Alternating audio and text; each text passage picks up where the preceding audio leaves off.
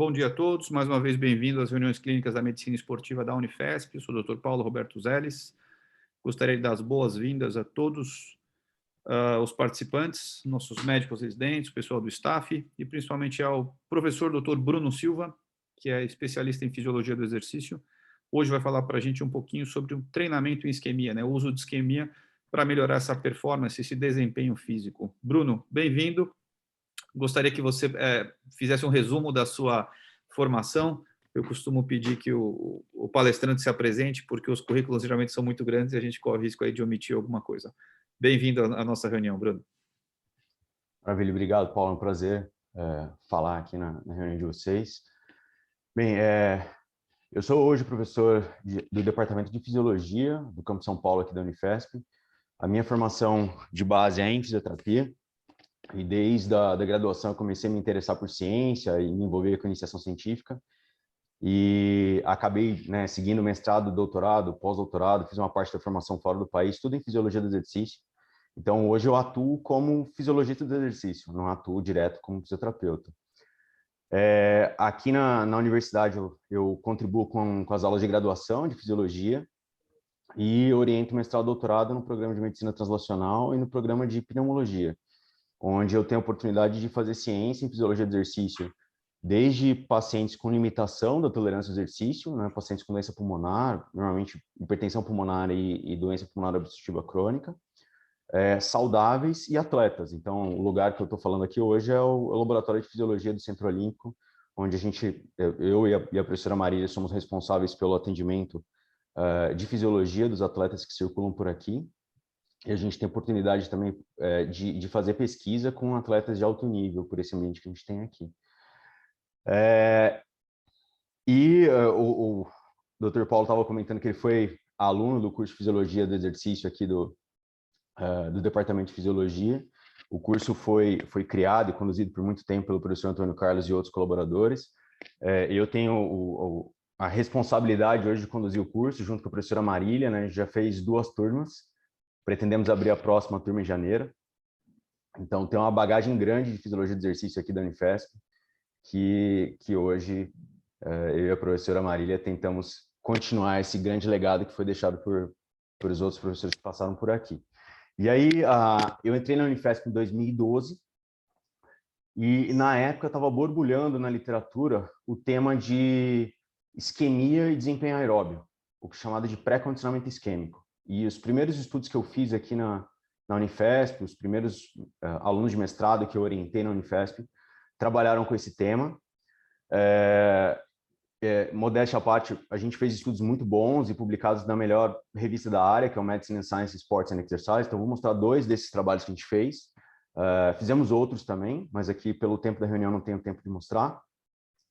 E, além de falar sobre pré-condicionamento isquêmico, eu vou falar também sobre o treinamento com restrição de fluxo sanguíneo, que no Japão é conhecido como Kaatsu, e tem muita aplicação para ortopedia e para reabilitação, que eu imagino que muitos de vocês tenham interesse. Então, vamos lá. Os meus slides estão em inglês, a base dessa apresentação foi feita em uma palestra internacional, então vocês vão ver que todos eles estão em inglês. E eu vou me colocar à disposição aqui também, se vocês tiverem alguma pergunta, vocês podem enviar no chat, ou inclusive podem me interromper, não tem problema. De qualquer jeito, eu pretendo deixar um tempo para perguntas no final, né? Acho que tradicionalmente como vocês fazem. Eu já estou dizendo aqui para vocês, estou trabalhando com 2 telas no computador, então eu consigo acompanhar tudo que vocês escrevem no chat. Se não quiserem me interromper e deixarem perguntas no chat lá, eu posso ir vendo e, se for o caso, eu respondo durante ou depois, tá bom? Então, fiquem à vontade para interagir. Acho que quanto mais interação nós tivermos, melhor vai ficar a apresentação, mais eu consigo moldar para os interesses de vocês. Então, primeiro, sobre isquemia. É muito conhecido que isquemia prolongada gera uma redução da concentração de oxigênio tecidual. Isso tende a depletar as moléculas de ATP de um determinado tecido, provocando acidose metabólica, um desequilíbrio de eletrólitos e desregulação celular, podendo provocar lesão irreversível da célula. E um exemplo clássico disso é infarto agudo do miocárdio. A questão é que, se a isquemia não for prolongada o suficiente para provocar problemas, talvez ela pode ser usada como um estímulo, porque ela gera um desafio.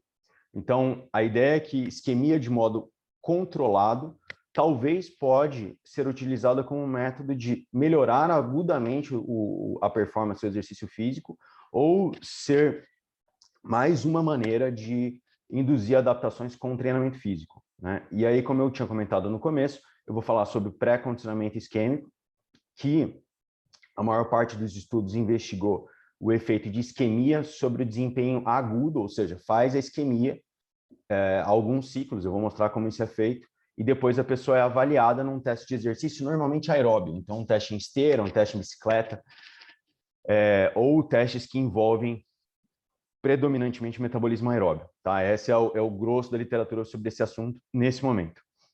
E o outro tipo de uso de isquemia, então isso aqui é isquemia pré, por isso que chama pré-condicionamento, é isquemia antes do exercício.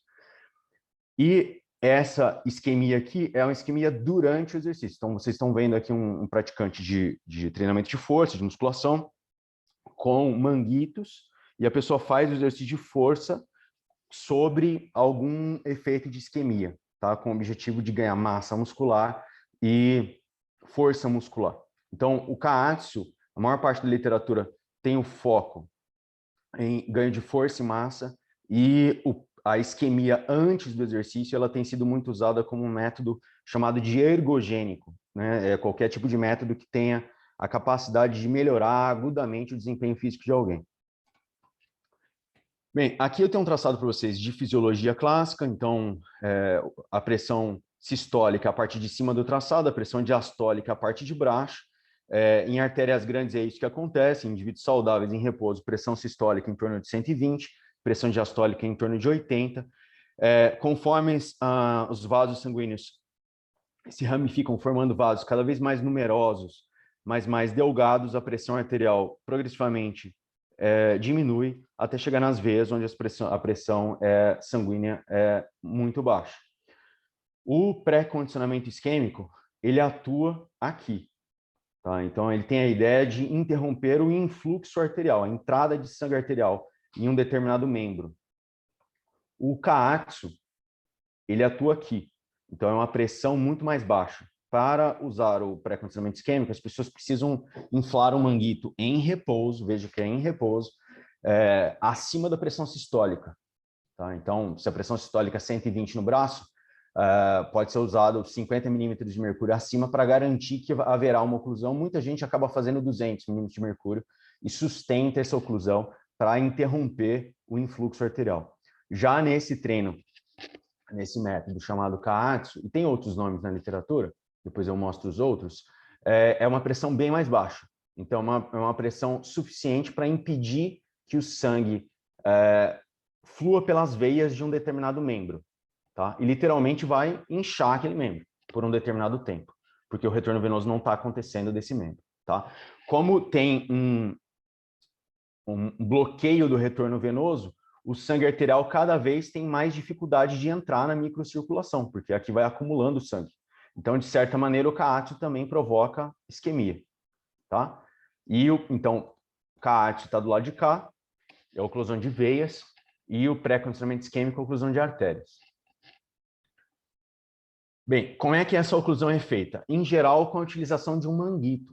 Tá? Pode ser um manguito desses de pressão, para medida de pressão arterial convencional, mas aí surgem algumas limitações. Por exemplo, para fazer oclusão arterial na perna, o manguito não consegue, o manguito convencional não consegue, o manguito de braço não vai dar certo nem para pessoa magra como eu. Tá? Então, o manguito para braço de pessoas com obesidade, ele é mais largo, dá uma volta maior, talvez ele consiga ocluir a perna de pessoas que são magras. Mas se pegar uma perna maior, ele já não funciona.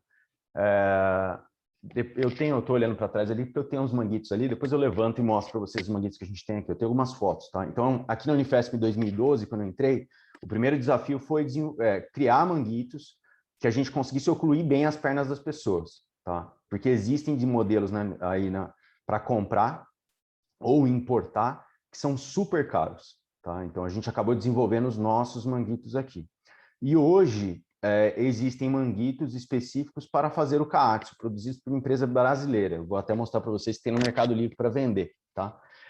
Mas não tem o manguito, não gostei do preço dele. Tem outras maneiras, mais à frente eu vou mostrar para vocês como é possível fazer o Kaatsu, que é a oclusão de veias, com outros métodos que não são manguito, por exemplo, com faixa elástica, mas a precisão da oclusão fica talvez comprometida. Então, vou começar abordando em mais detalhes aqui o pré-condicionamento isquêmico. Opa, desculpa, tá bom? Pré-condicionamento isquêmico, vamos lá. Vejam o seguinte, esse aqui é um estudo clássico na literatura sobre pré-condicionamento isquêmico, ele foi publicado em 1986, ele é muito, muito, muito citado na área, tá? Então, o que eles fizeram foi 40 minutos de isquemia em um modelo animal, se não me engano era rato, tá? No miocárdio. Então, 40 minutos de isquemia no miocárdio, clampeavam uma artéria, né, com uma pinça, e mediram a quantidade de ATP no tecido e a área de necrose. Então, tinha 87% de redução da concentração inicial de ATP com uma grande área de necrose. Isso é o convencional de modelos de infarto em animais. E aí eles resolveram fracionar esses 40 minutos de isquemia em intervalos. Então, tem 10 minutos de isquemia com 20 minutos de intervalo, 10 minutos de isquemia com 20 minutos de intervalo. Esse intervalo é chamado de reperfusão, certo? Então, 4 ciclos de 10 minutos de isquemia. Então, no total, houve 40 minutos de isquemia, mas com intervalo embaixo, sem intervalo em cima. E vejam que quando houve intervalos, a redução da quantidade de ATP lá no final do procedimento, ela não aconteceu. Tá? Houve 61% de queda de ATP só no primeiro ciclo. Depois, de alguma maneira, o tecido se adaptou a esse estímulo que foi dado inicialmente e não houve mais uma depressão de ATP nos próximos ciclos. E também não houve isquemia no final. Então, isso chamou a atenção de que talvez um tempo menor de isquemia poderia, de maneira repetida, poderia proteger um tecido contra isquemia. E essa é a base da história, tá? Então, nesse estudo ainda, lá viram a área de infarto, né, da artéria coronária que tinha sido, do tecido correspondente à artéria coronária que tinha sido clampeada, e aí tinha 30% da área de infarto com isquemia prolongada. Aí eles fizeram ciclos pequenos de isquemia e depois fizeram isquemia prolongada. A área de infarto, que era de perto de 30%, caiu para 5%. Então, teve uma redução aí de 75% da área de infarto se ciclos curtos de isquemia eram empregados antes de uma isquemia prolongada. Tá? Vejam que isso foi na década de 80, né? 1986. Esse já é um estudo de revisão em 2015. Tá? Então, o que a gente conhece hoje é que em modelo animal isso funciona, que é uma beleza. É lindo. Tá? E aí a base de aplicar isso em humanos é que talvez você possa colocar um cuff no braço de alguém e esse cuff no braço, então, com ciclos curtos de isquemia e intervalos entre esses ciclos, talvez provoque a liberação de substâncias na corrente sanguínea ou ative neurônios que estão aqui nessa região que sofre isquemia. E aí, por mecanismos neurais humorais, é possível gerar proteção contra infarto do miocárdio e também proteger outros órgãos de lesão isquêmica, tá? Como o músculo esquelético, o pulmão, o coração, intestinos, rins e fígado, por exemplo. Tá? Então, as possibilidades de aplicação seriam imensas se os achados em modelo animal realmente fossem confirmados de maneira linda em humanos. E aí, o primeiro estudo foi publicado na área em 1986, nessa época aqui, estavam comemorando 30 anos daquele paper, e 2 grandes estudos foram feitos para confirmar a eficácia clínica do uso de ciclos curtos de isquemia antes de uma isquemia prolongada. No caso aqui, 2 estudos sobre cirurgia cardíaca publicados no New England Journal of Medicine, então um em 2015, outro também em 2015, esse aqui é da Alemanha, o grupo da Alemanha, esse aqui é um grupo inglês. E aí, vejam aqui, vou chamar a atenção para a taxa de eventos, tá? Pós-cirurgia. Então, o grupo controle que não foi submetido ao pré-condicionamento isquêmico teve uma taxa de eventos pós-cirurgia cardíaca de 27%, e o grupo que foi exposto ao pré-condicionamento isquêmico, uma taxa de eventos de 26%, ou seja, o pré-condicionamento isquêmico não diminuiu lesões pós-cirurgia ou eventos pós-cirurgia nesse estudo.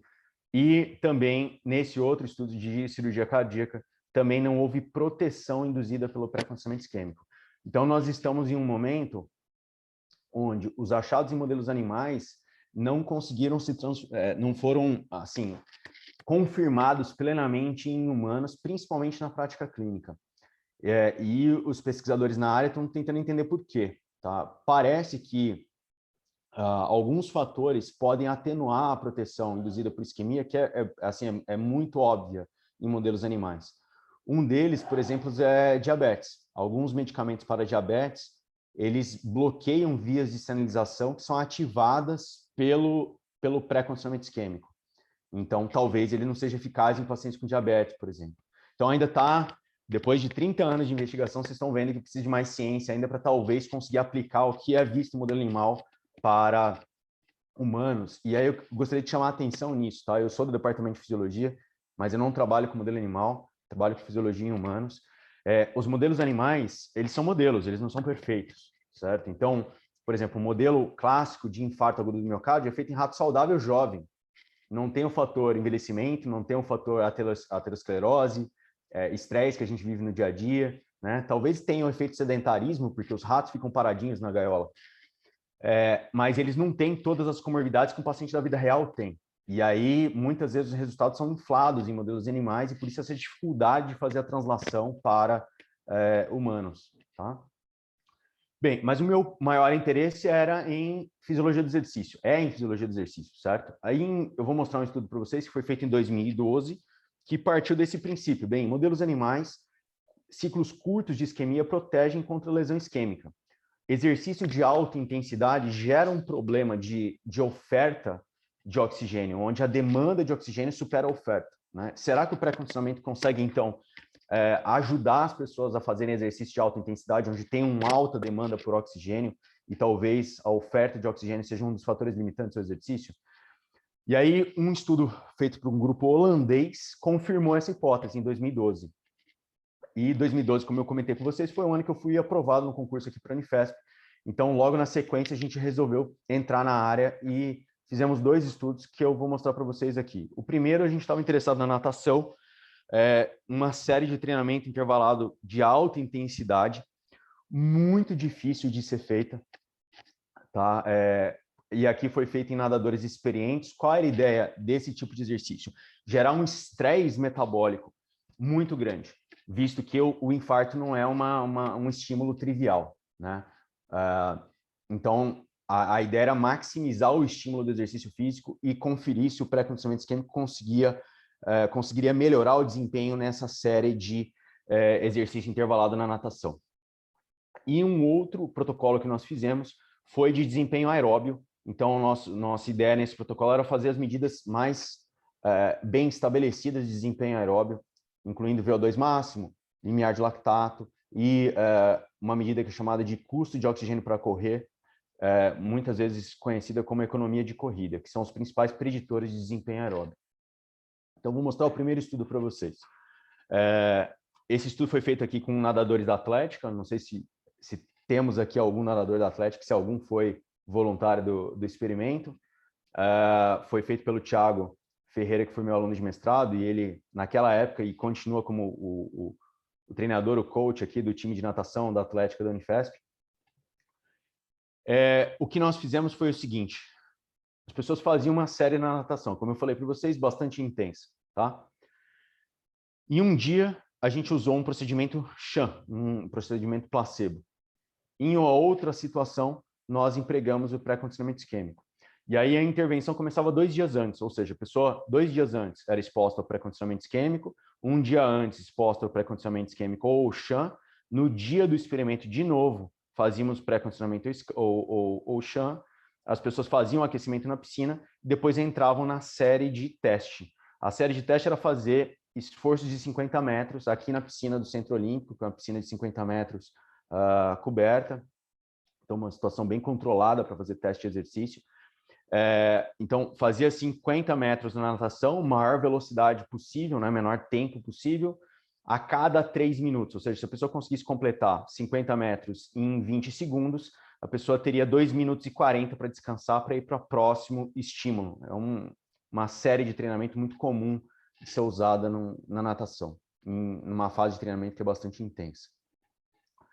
Bem, nós empregamos o pré-condicionamento isquêmico usando esses manguitos que nós mesmos construímos aqui na Unifesp, né, manguitos específicos para oclusão das pernas, e nós sempre conferimos se os manguitos eram capazes de provocar isquemia nas pernas, conferindo a presença de fluxo em uma artéria distal ao local dos cuffs, né, com um Doppler manual como esse, tá? Porque não é simples ocluir, e eu acho que um dos problemas dos estudos na área é que eles não usaram cuffs apropriados, manguitos apropriados, para realmente ocluir a artéria femoral que passa por aqui. É uma artéria relativamente profunda. Quanto mais musculoso a pessoa for, né, ou a perna tiver uma maior massa aqui, talvez até uma camada de tecido adiposo grande aqui, é difícil de conseguir gerar uma pressão em cima na superfície da coxa que oclua a artéria braquial se o cuff é pequeno, tá? Então, esses cuffs foram desenvolvidos especificamente para garantir que a gente conseguiria induzir a isquemia na perna, e era confirmado com um Doppler lá embaixo.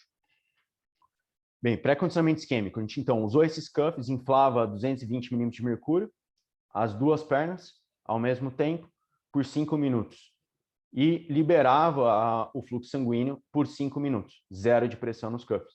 Depois, 5 minutos de novo de oclusão, 3 ciclos de oclusão, 3 ciclos de reperfusão, tá? 48 horas antes, 24 horas antes, imediatamente antes do exercício. Como procedimento Sham, nós fizemos 2 procedimentos, tá?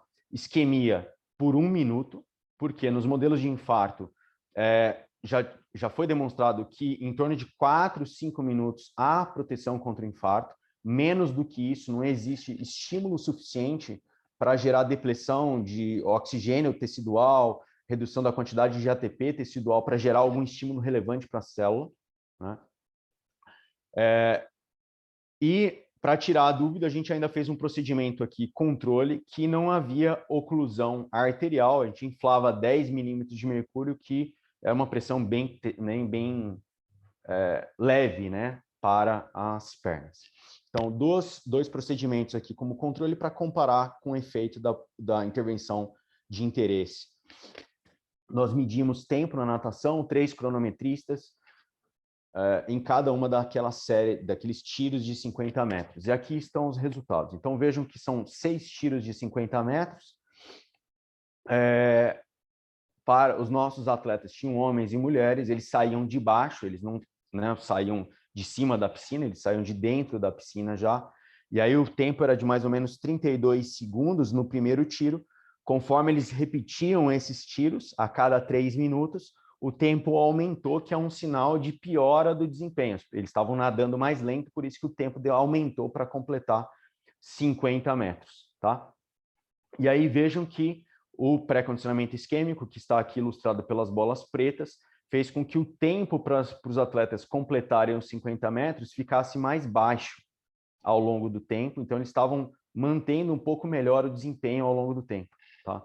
Isso significa que o pré-condicionamento aqui melhorou o desempenho na natação em relação ao procedimento controle que nós fizemos. E aqui tem os dados individuais, e dá para ver que o efeito do pré-condicionamento ele não aconteceu no primeiro tiro, né, que seria o menor estresse metabólico de todo o teste que a gente fez. E quanto mais os tiros eram repetidos ao longo do tempo, mais se espera que o estresse metabólico aumentaria, que era justamente o que a gente estava interessado. A gente achava que o pré-condicionamento seria mais eficaz aqui.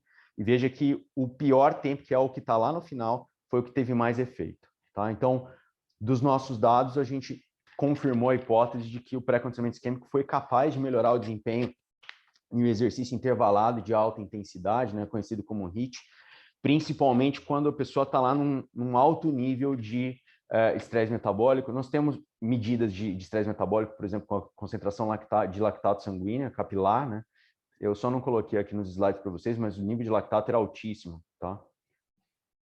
No final do exercício. E eu vou seguir aqui agora com o segundo estudo, que esse foi para a medida de indicadores aeróbios, né? De indicadores de desempenho aeróbio. Nós fizemos em corredores de um bom nível, e aqui o teste foi feito em esteira. Então, nós fizemos 6 minutos de corrida na esteira, em uma velocidade abaixo do limiar de lactato, para a medida do custo de oxigênio para correr. E depois, a cada 3 minutos, a velocidade da esteira aumentava até chegar ao máximo. Chegou no máximo, os atletas recuperavam por 10 minutos e nós usamos 0,5 de velocidade em quilômetros por hora acima da velocidade pico que eles tinham feito, com uma velocidade constante. Isso é chamado de teste supramáximo para a confirmação do VO2 que tinha sido medido anteriormente. Essa é a maneira mais robusta de se medir VO2 máximo, tá? Aqui no laboratório nós não fazemos no dia a dia. Exige tempo, exige muita disposição dos atletas. Nós fizemos nesse protocolo para realmente conferir se o pré-condicionamento era capaz de aumentar ou não o VO2 máximo, que era uma dúvida da literatura na época.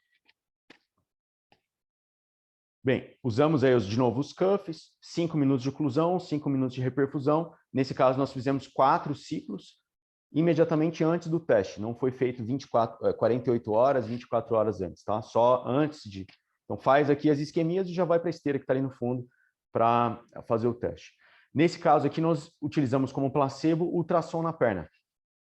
E com a aprovação do Comitê de Ética, nós informamos os atletas de que o ultrassom gera calor profundo e que isso teria o potencial de melhorar, gerar um efeito de aquecimento e melhorar o desempenho posterior na esteira, tá? Mas o ultrassom, ele estava ligado, mas ele não emitiu nenhum tipo de sinal, nenhum tipo de onda ultrassônica para dentro do músculo. Então, foi para simular um procedimento.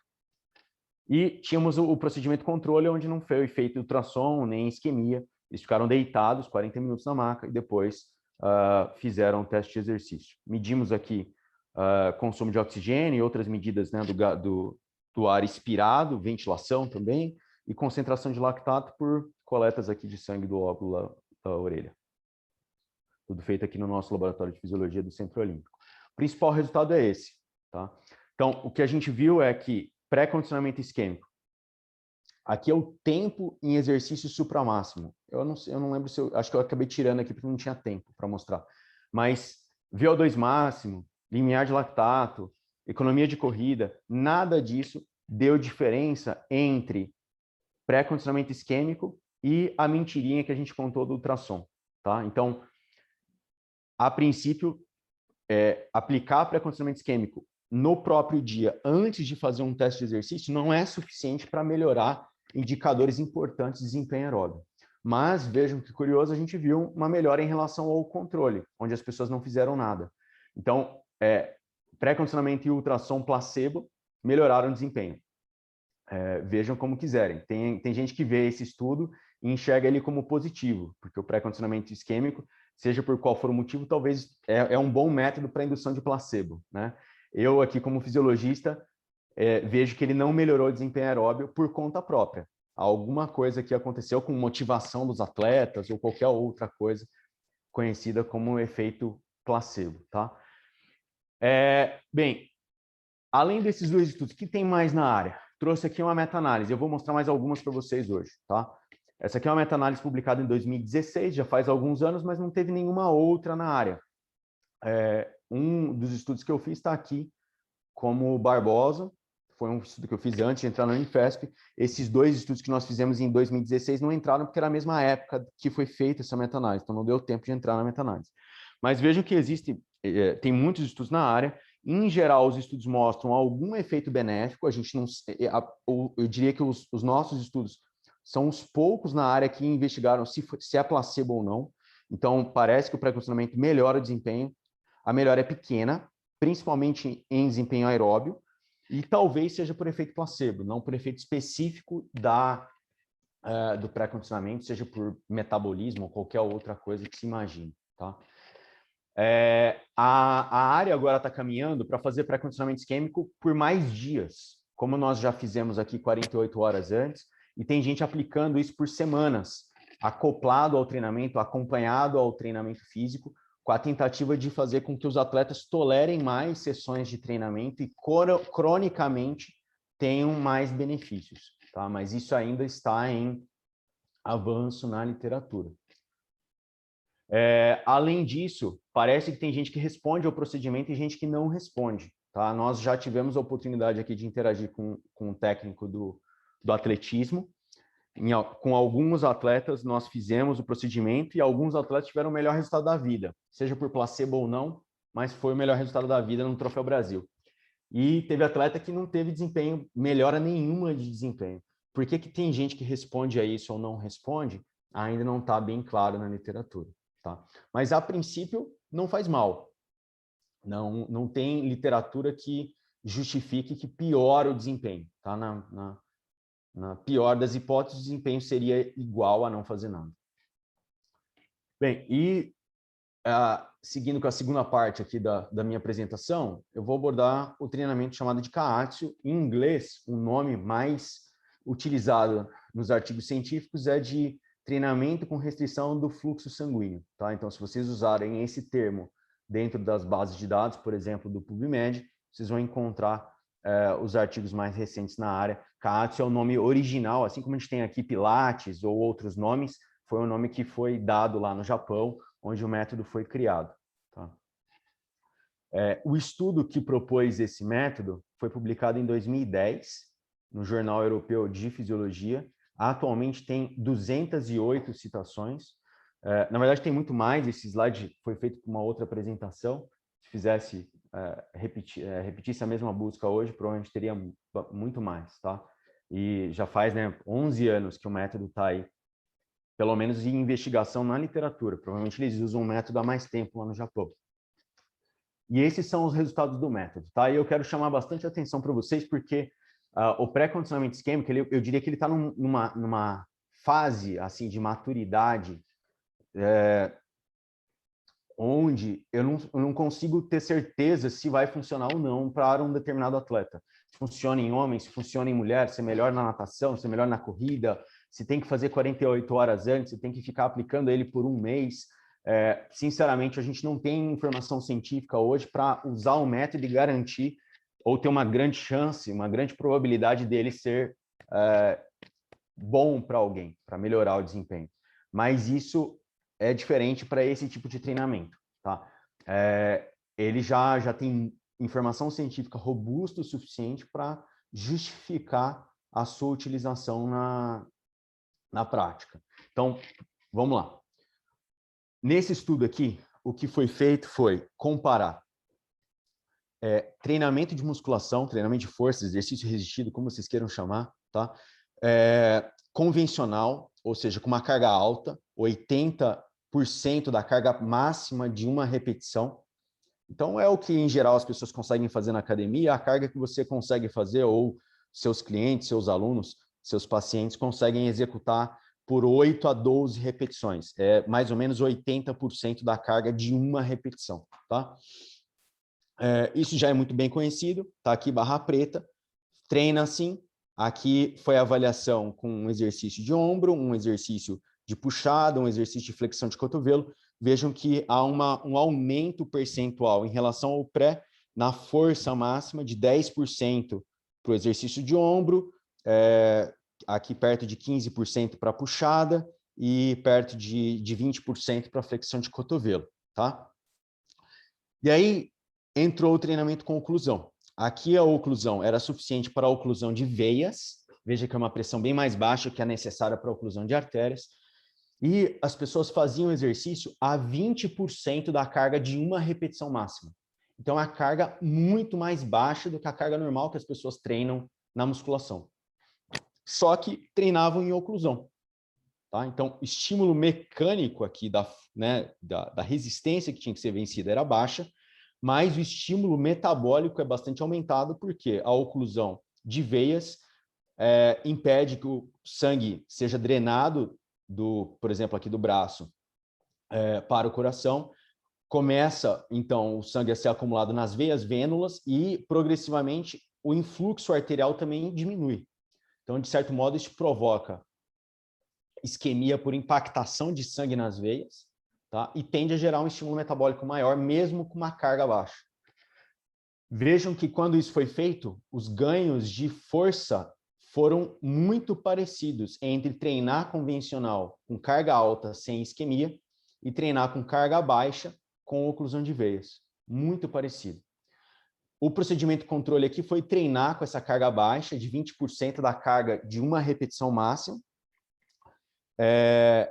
E a gente sabe há bastante tempo que se não tem carga, não tem efeito do treinamento de força, né? Do treinamento de musculação ou exercício resistido que seja. Então, aqui teve um ganho de 5%, aqui um ganho de 5%, aqui até piorou, tá? Então, só com a oclusão que é possível gerar efeitos quando se treina com carga baixa como essa.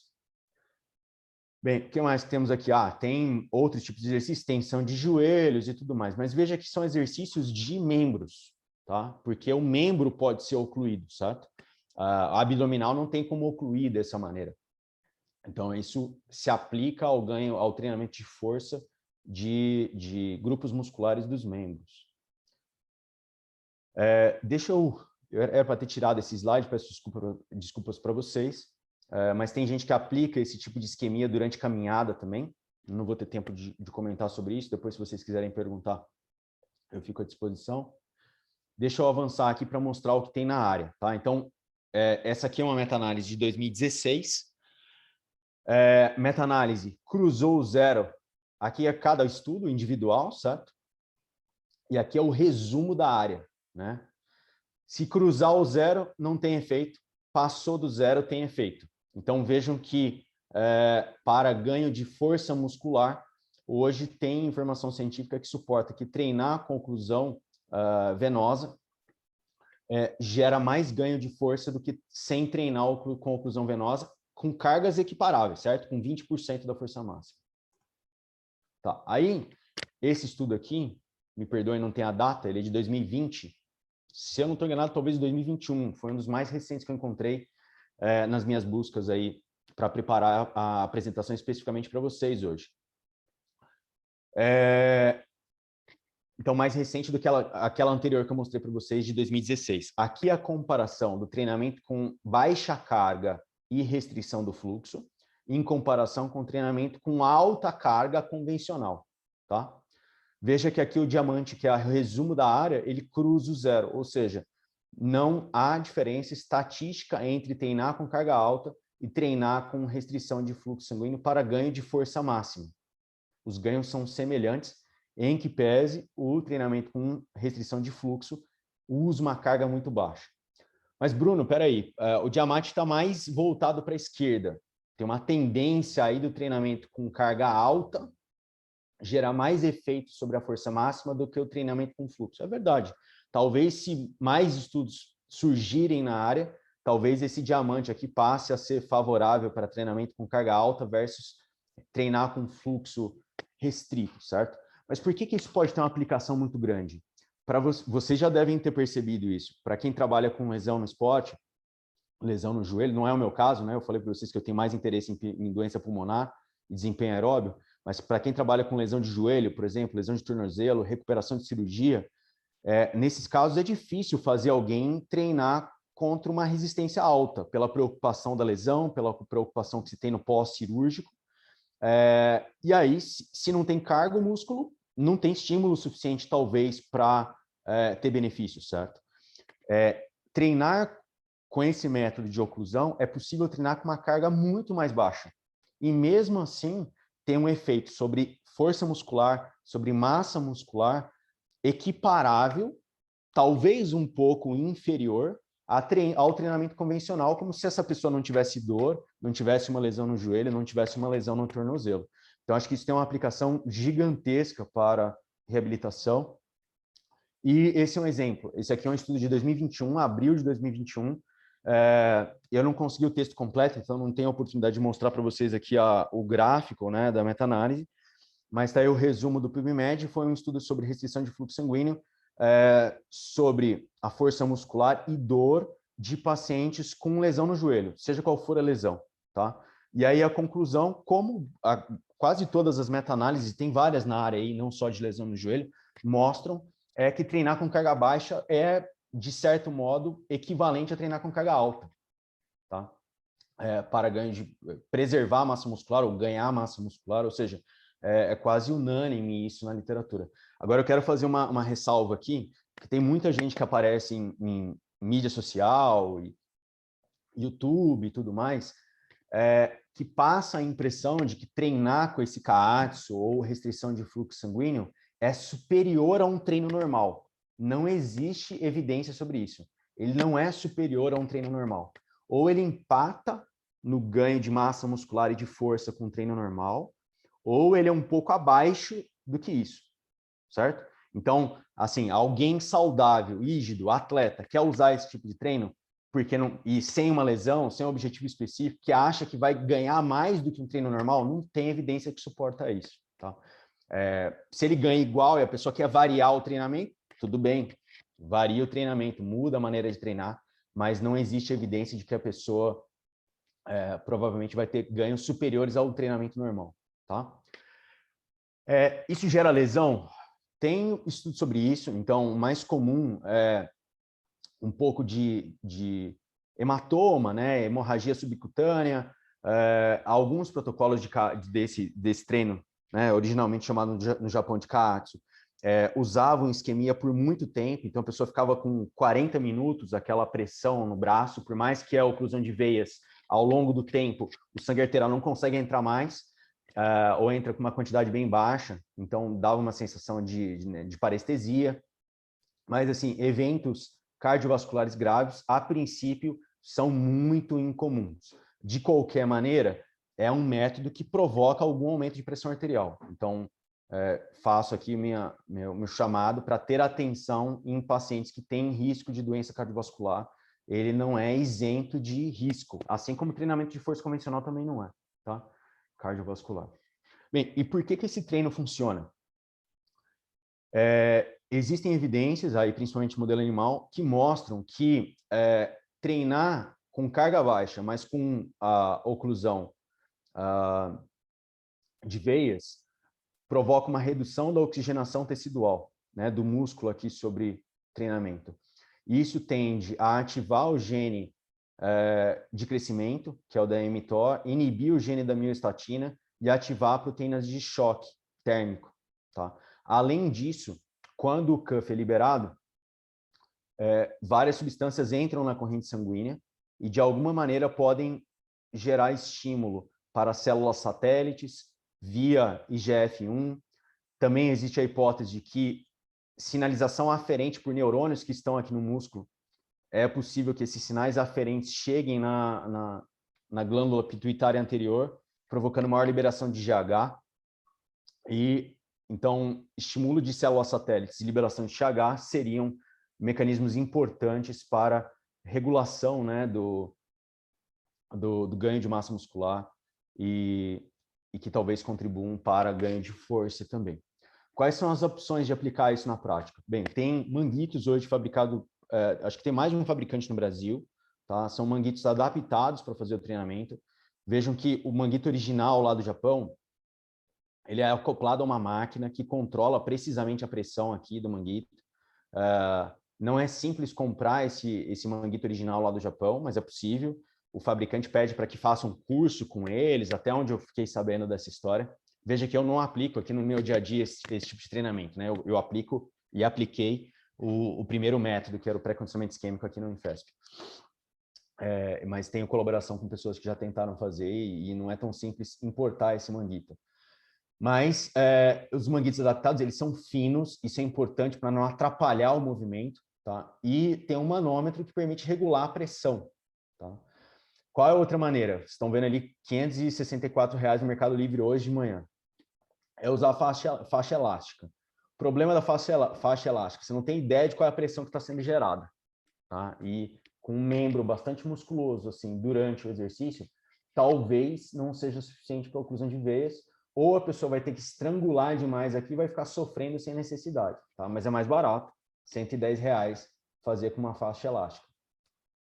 Recomendado pela área hoje em dia é usar uma pressão de 80% da pressão de oclusão. Então, o ideal é medir qual é a pressão que é necessária para ocluir completamente o fluxo sanguíneo arterial. Você pode verificar isso com estetoscópio ou com Doppler, certo? Manual. Então, vamos supor aqui que para o meu braço, a minha pressão de oclusão é 120. Seria usado 80% de 120 como pressão no aparelho, tá? A intensidade de 20 a 30% da carga de uma repetição máxima, 3 séries, repetições de mais ou menos uma quantidade de 15 repetições, tá? E tomar cuidado com o uso, principalmente no começo, para a pessoa adaptar melhor com manguito, né? Não ficar com aquela marca na pele grande depois do treino. Mas essas, a princípio, são as recomendações. Bem, era isso que eu tinha para passar para vocês. Tenho aqui alguns agradecimentos a fazer. Os meus alunos de pós-graduação que conduziram os estudos que eu mostrei para vocês, o Thiago Ferreira e o Jean Carvalho, foram excepcionais na condução desses trabalhos, e o Thiago Lopes, que é o nosso fisiologista aqui do laboratório, também foi muito importante para que esses estudos acontecessem e eu pudesse apresentar esse tema para vocês hoje. O professor Antônio Carlos me deu muito apoio no começo, quando eu vim para a Unifesp, e foi fundamental também para que esses estudos acontecessem. E os estudos aconteceram porque tínhamos verba da FAPESP, do CNPq, da FAPERJ. Então, esse auxílio financeiro à pesquisa é fundamental para a gente continuar tentando trazer ciência de alto nível para o Brasil. Gente, eu estou à disposição para perguntas. Fantástico, Bruno. Acho que vou abrir aqui para o pessoal fazer as perguntas. Tá. Deixa eu parar de compartilhar minha tela aqui, então. Deixa eu ver. Outro cantinho. Fique à vontade. Uma das coisas que a gente vê quando faz a isquemia, eu imagino que esse treino de oclusão venosa, se você vai fazer a flexo-extensão do membro, existe um desconforto porque a musculatura, de alguma forma, fica comprimida. Você já chegou a testar esse método? O quanto esse desconforto ele incomoda a gente? Eu digo isso porque a gente coloca garrote em cirurgia de joelho e você vê que o quadríceps ele fica preso. Muitas vezes você tem até dificuldade, não diria dificuldade, mas você percebe que existe uma restrição do comprimento dessa musculatura. Por que eles chegaram nesse 20%? Tem a ver com esse desconforto do músculo comprimir e encurtar? Eu já apliquei em mim, tá? E já participei como colaborador de outros estudos que fizeram o método também. Sim, a ideia do manguito ser mais fino é justamente para ele atrapalhar menos o movimento. Então, se pegar um manguito convencional de medida de pressão arterial de braço, por exemplo, ele vai pegar uma área muito grande do braço. Então, fica muito difícil de fazer a flexão de cotovelo, por exemplo, porque para fazer a flexão de cotovelo, quanto mais forte a pessoa fizer, né, mais volume de músculo vai ter aqui. Então, fica difícil, fica uma restrição mecânica mesmo para fazer. Então, o ideal é que o cuff realmente seja fino, ou aquela faixa elástica seja fina. E aí, por exemplo, aqui no braço que eu consigo mostrar, fique lá na raiz do braço para não comprometer a amplitude de movimento, né? Como o treino é feito com uma carga baixa, e mesmo com essa carga baixa é possível gerar adaptação, acaba não incomodando tanto, tá? Por causa desse fator da carga ser bem baixa. É uma carga muito, muito mais baixa do que as pessoas estão acostumadas a fazer na musculação convencional. Então, não incomoda muito. O que incomoda é ficar com o manguito preso por muito tempo. Então, legal. Isso nos estudos iniciais, eles faziam a sessão de treino de 40 minutos de todos os grupos musculares, com todos eles com essa faixa elástica ou com manguito. Então, isso era muito desconfortável. Hoje em dia, por exemplo, você vai treinar flexão de cotovelo, coloca o manguito ali, faz a série que tem que fazer, depois tira e faz com outro braço, certo? Então, o tempo de restrição do fluxo sanguíneo hoje em dia foi reduzido e os efeitos foram mantidos, o que ajuda para aplicar no dia a dia. Né? Legal. O Tadeu aqui também, que é ortopedista, também opera, te dá os parabéns, excelente aula. O Hector pergunta se existe algum tempo máximo de isquemia do membro. Então, os ortopedistas provavelmente vão saber dizer melhor para mim, aí para vocês, quanto tempo pode permanecer em isquemia sem gerar muito problema, certo? Nesses métodos, vocês viram que para pré-condicionamento isquêmico, nós usamos no máximo 5 minutos seguidos, tá? Mas é possível manter mais tempo sem gerar lesão, assim, importante. Mas algum nível de comprometimento vai ser provavelmente gerado, tá? vejam que os métodos são diferentes e tem muita confusão quando as pessoas vêm me procurar sobre esse assunto, de confundir essa história, de aplicar a isquemia antes com a isquemia durante, né? A isquemia antes é a isquemia completa, então não tem sangue nenhum entrando no membro, né? Que é o que a A gente usa em isquemia cirurgia, durante, exatamente. ela é mais leve, concorda? Porque você está ocluindo as veias e, num momento inicial, ainda tem sangue arterial entrando. Então, ela pode ser feita por mais tempo, porque ela não é uma isquemia plena. Por isso que é possível fazer um treino de rosca bíceps, por exemplo, que vai durar aí talvez uns 5 minutos, talvez um pouco mais, mas o nível de isquemia é proporcionalmente diferente do que é feito em repouso, que é a isquemia plena. Tá? Então, em geral, não é gerado um prejuízo para o membro, e tem, inclusive, bastante gente trabalhando já com pós-operatória de ligado, de ligação de cruzado anterior, né? Sem problemas maiores. Normalmente em cirurgia a gente usa parâmetros de mais ou menos 1 hora, isso alguns colegas chegam a usar 2. Eu costumo cirurgia de cruzado, acho que 1 hora e pouquinho, é o tempo mais ou menos seguro que a gente usa hoje. Claro que o paciente está anestesiado, a oclusão é total, né? E o paciente então não tem um desconforto, e o membro ele não está movimentando ativamente, então talvez não seja uma comparação válida com o treinamento. A gente está falando de alguém que está sedado, né, e não tem esse desconforto, mas eu imagino que 30 minutos garroteado seja bastante desconfortável, ainda mais com o músculo comprimindo. Em contração, exato. Então, acho que isso que é perigoso, porque aí o pessoal começa a colocar na academia e vai para esteira e faz uns treinamentos de HIIT e não usa intervalo, do jeito que vocês estão... Alguém fez uma pergunta ali, o pessoal começa a criar maneiras de usar o método, talvez de ficar mais divertido, mais atraente para atrair gente, ou até pensando que pode funcionar mais. Acho que tem que tomar cuidado e seguir o que a literatura está mencionando, porque eu concordo plenamente com o Paulo. É uma combinação aí de quanto de exercício a pessoa faz, qual a intensidade do exercício que faz e quanto tempo aquela oclusão é mantida, certo? Veja que o clássico da literatura é carga baixa, não é carga alta. Então, não é para sair fazendo treino convencional com oclusão, porque aí o estímulo metabólico no músculo é muito mais alto. Quanto tempo vai demorar para gerar problema ali? Eu não sei dizer para vocês. Acho que não tem essa evidência na literatura, mas é uma combinação de carga muito alta com 0 de fluxo. Aí complica, né, Paulo? Eu vejo isso muito mais como uma estratégia adjuvante para quando você não consegue fazer um treino completo, né? Então, a gente vê, por exemplo, o TRX, ele foi inventado porque eram soldados que queriam treinar dentro de submarino, de navio. Então, foi uma resposta que veio porque o cara não tinha espaço. Então, talvez, como ortopedista, eu vejo isso para um pós-operatório, você não pode fazer uma carga máxima, que às vezes você tem que fazer uma isometria. Então, que isso seja bem adequado para situações assim especiais, mas não realmente para fazer um treino normal na academia com carga elevada.